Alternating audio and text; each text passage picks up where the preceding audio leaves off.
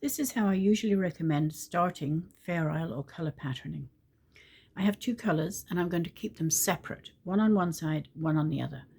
An easy way I find to remember is to think of the words. I'm going to call that green with an R, so it's on my right. This is yellow, has an L, it's on my left. Because when I put the yarns away and stop knitting for a while, I want to remember where they started. Green on the right, in this case, yellow on the left. I'm going to start with a couple of stitches of the main color, of the background color. And again, this is how I start knitting, not how I do it when I'm getting more comfortable, or how I teach people to start. Green stays on the right. I'm going to start with the yellow. I'm just going to loop it. There's all kinds of ways of doing it, but I'm doing a sort of a fake out stitch here. I'm doing one yellow stitch just with the loop like that.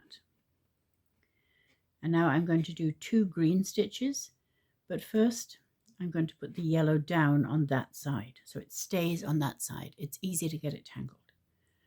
Here's the green. I'll do two stitches of that again to keep the pattern going. I'll tuck the loose end of the yellow in later, but now I'm just going to use the long end.